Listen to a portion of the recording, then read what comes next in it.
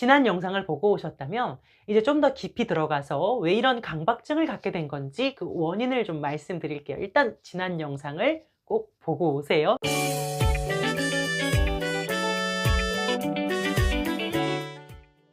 먼저 강박증은요, 학습된 걸 수 있습니다.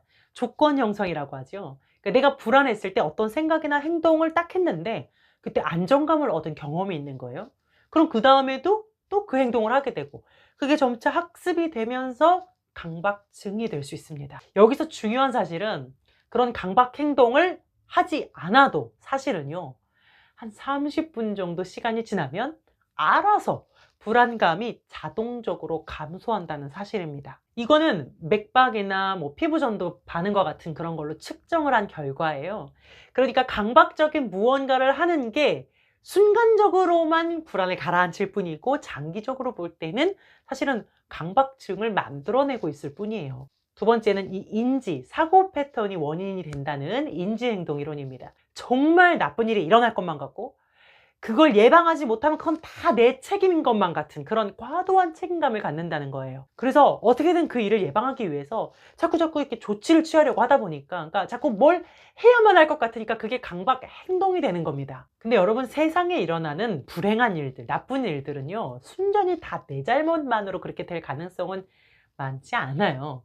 그리고 내가 열심히 예방했어도 어쩔 수 없이 당하는 일들도 많아요. 근데 그 모든 것에 다 내가 책임감을 과도하게 갖고서 살아가기 때문에 병이 되는 거예요. 그리고 인지 이론에서 두 번째 원인은 중화 행동입니다. 중화라는 거는 어떤 강한 것을 약하게, 좀 연하게 만든다, 희석시킨다, 이런 뜻이잖아요. 침투사고로 인해서 마음이 너무 불편하잖아요. 그거를 조금이나마 좀 편하게 희석시키고 싶어서, 연하게 하고 싶어서 강박 행동을 하게 된다는 뜻입니다. 근데 그 중화 행동은 진짜 내 근본적인 불안감을 해소해 주는 게 아니죠. 그냥 일시적으로만 중화시키기 때문에 더 그 중화 행동을 끊을 수가 없는 거예요. 인지 이론에서 세 번째가 통제예요, 통제. 강박증 환자가 갖는 대표적인 신념이에요. 나는 반드시 나의 생각과 나의 상황을 통제해야 한다. 이 강박증은 뿌리가 불안이라고 말씀드렸어요. 예측이 안 되는 상황이나 이 생각들이 너무 두렵고 불안하기 때문에 어떻게든 그걸 통제하고 싶은 거예요. 그리고 통제할 수 있다고 믿어요.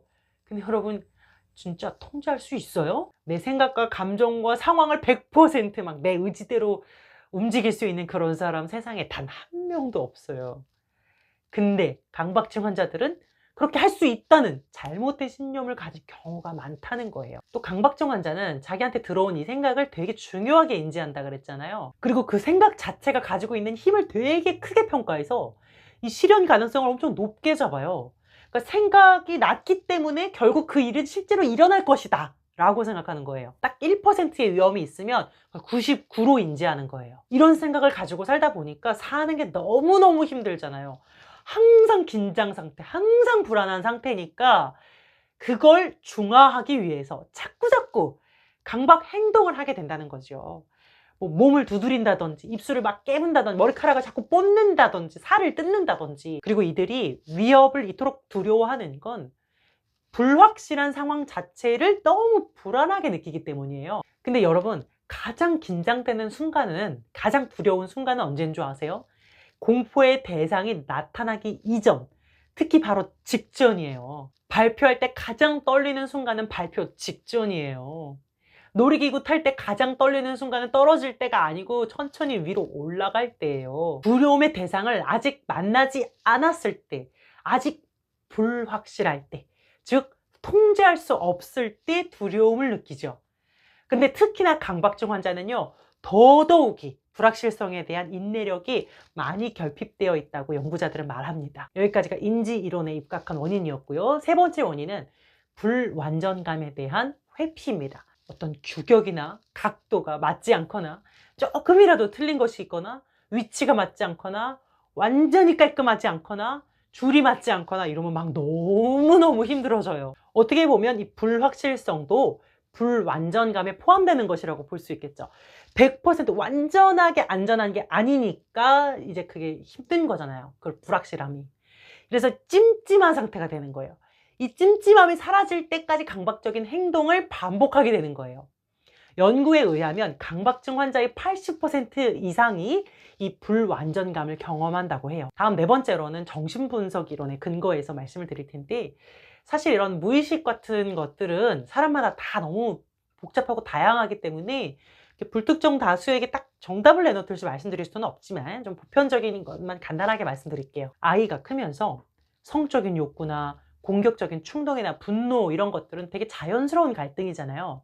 근데 강박증 환자들은요, 이런 마음들을 수치심이나 죄책감으로 경험해요. 나의 생각이나 감정을 주로 억압하고 이렇게 느끼지 않으려고 하는 거, 표출하지 않았던 거예요. 또 이거는 좀 옛날 이론이지만 배변을 가리는 시기에 처벌이나 훈육이나 억압이 너무 강했거나 아니면 따뜻한 보살핌을 잘 받지 못했다면, 즉 사랑을 받지 못했다면 아이는 통제하는 것에 집착하는 사람이 된다라고 하거든요. 통제의 이슈가 있다 보니까 내 감정과 생각을 다 통제하려고 하는 거예요. 그래서 완벽주의자로 크게 되는 거죠. 그렇다면 강박증을 어떻게 치료할 수 있을지 말씀드릴게요. 강박증은 살다가 자연적으로 치유되는 병은 아니에요. 그래서 이 영상을 보시고 스스로 강박증에 의심이 되신다면 일단은 전문기관에 가셔서 정확하게 진단을 받으셔야 돼요.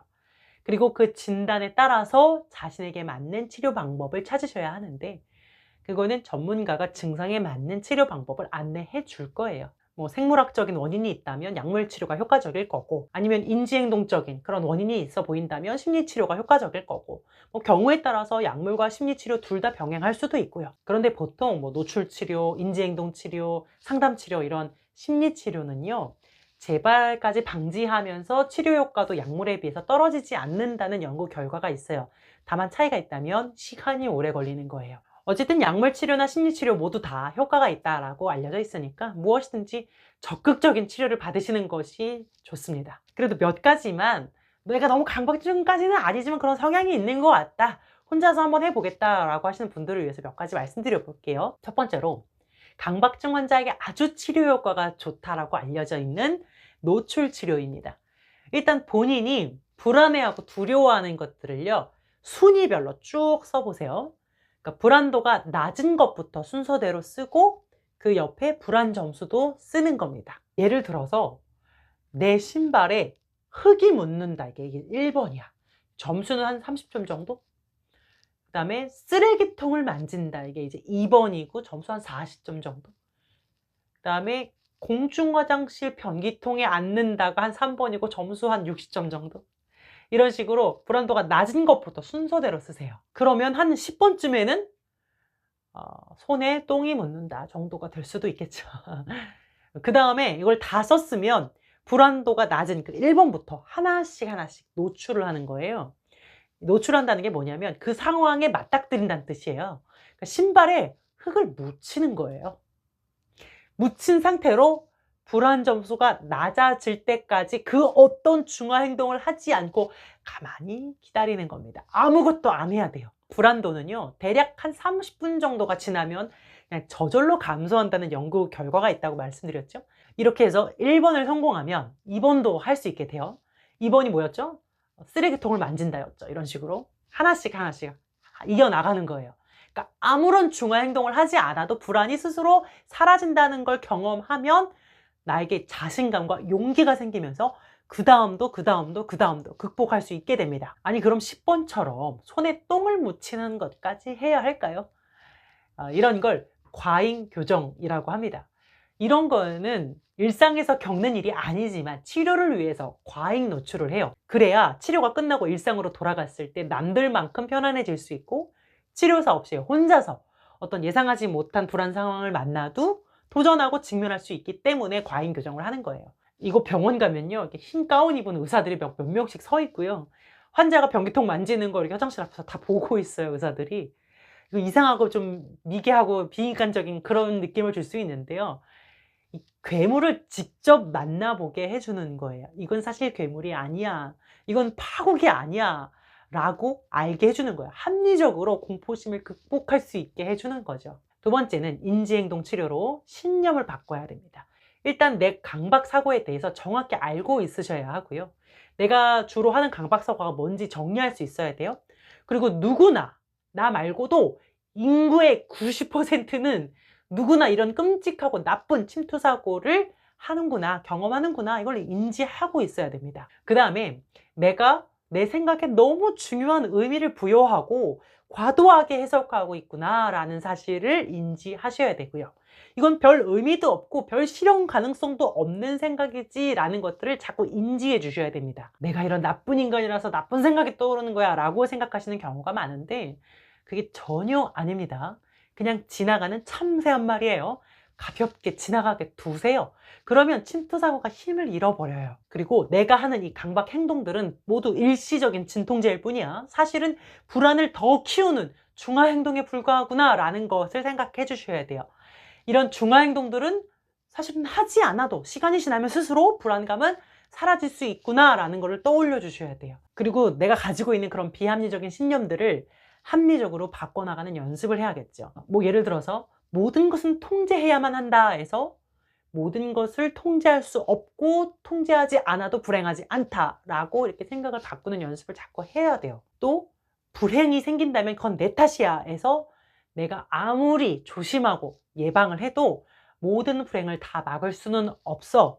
그건 내 탓이 아니야. 이런 식으로. 또 불완전한 것은 완전 끔찍한 일이고 실패하고 망친 일이야 라는 생각에서 세상에 모든 것이 완전할 수 없어. 그리고 불완전과 완전의 기준 모두 다 내가 정한 주관적인 것일 뿐이야. 이렇게 바꿔주는 연습을 하는 겁니다. 그리고 불완전하고 통제할 수 없는 것들을 있는 그대로 수용하고 받아들이는 연습을 해야 돼요. 그러니까 음료수 로고가 삐뚤어져 있고 이불 각이 좀 맞지 않을 때, 화장품이 좀 흐트러져 있을 때 그냥 두세요. 그 불완전감을 그대로 바라보고 수용하세요. 그걸 수용하려면요, 흐트러뜨려 놓고 가만둬야 돼요.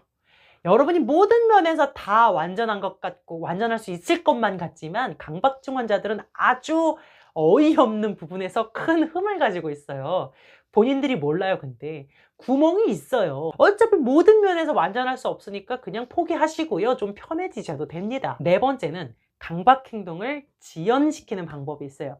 그러니까 지금 내가 손을 꼭 닦아야 될 것 같아. 지금 당장 문단속이나 가스밸브를 꼭 확인해야 될 것 같아. 안 하는 게 너무 어렵잖아요. 치료사가 같이 있으면 안 할 수도 있는데 치료사가 없이 혼자 해야 될 때는요, 목표를 정해서 시간을 한번 지연시켜 보세요. 처음에는 한 5분 정도 알람 맞춰놓고 5분 동안은 참는 거예요. 그 다음에는 한 10분, 그 다음 15분, 그 다음 30분, 그 다음 1시간, 2시간 뭐 이런 식으로 점차적으로 시간을 지연시키다 보면 어느새 그 강박 행동을 아예 하지 않아도 불안이 스스로 감소한다는 걸 깨닫고 멈출 수 있게 되는 겁니다. 또 비슷하게 강박 행동을 둔화시키는 방법이 있어요. 그러니까 문단속을 확인하려고 지금 다시 집에 돌아가려고 할 때는요, 막 미친 듯이 허겁지겁 가요.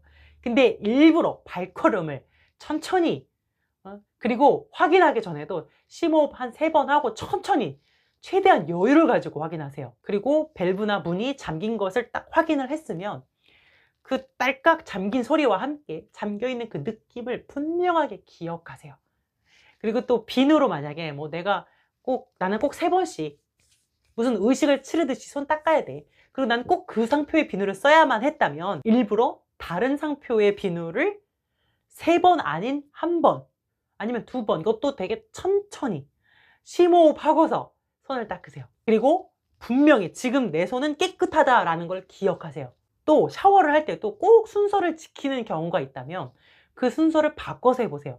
머리부터 감고 그 다음 얼굴, 그 다음 팔 뭐 이런 식으로 내려가고 마지막에 꼭 양치하고 그 순서를 다 지켜야만 했다면 이제는 순서를 바꿔서 양치부터 하고 그 다음에 발부터 해서 다리 이렇게 올라가는 거죠.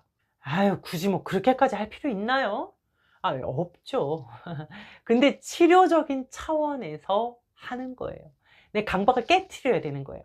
내가 믿고 의지하고 있는 그 미신적인 규칙과 순서와 신념들을 깨는 작업을 하는 거예요, 일부러. 내가 강박적으로 막 순서, 질서 막 이런 거 지켜서 막 하는 게 사실은 내 불안을 더 강화시키고 있거든요.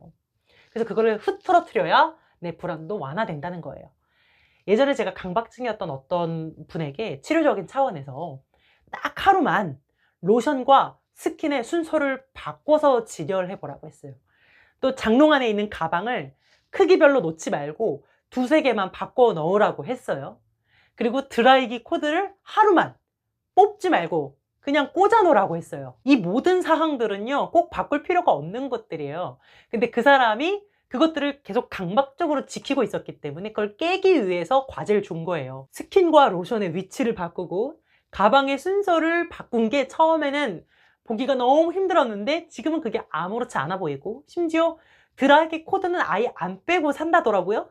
물론 당연히 빼는 게 더 좋은 거예요. 근데 이 사람이 이 코드를 뺐나 안 뺐나 하는 확인 강박이 있었고, 안 뽑은 상태로 밖에 나간 날이면 우리 집은 다 불타서 없어져 버릴 것 같아 라는 불안이 있었거든요. 그래서 안 뽑고 하루를 버티게 했던 거고, 그 부분에서만큼은 치료가 이루어졌죠. 그러니까 이 강박 사고, 침투 사고는요, 자연스럽게 그냥 수용하고, 강박 행동은 의지를 총동원해서 차단하고 멈추고, 그냥 내가 불안해하는 상황 속에 그냥 나를 노출시키고 견뎌봐야 되는 거죠. 이렇게 해서 강박증의 특징, 원인, 치료에 대해서 장시간에 걸쳐서 2번의 영상 동안 말씀을 드렸는데요. 치료 의지가 강하시다면 치료가 되니까요, 포기하지 않고 고쳐나가시면 좋겠습니다. 강박증 없는 행복하고 자유로운 삶을 사시기를 바랄게요. 다음 영상에서 만나요. 웃긴데 따뜻한 상담사 오빠였습니다.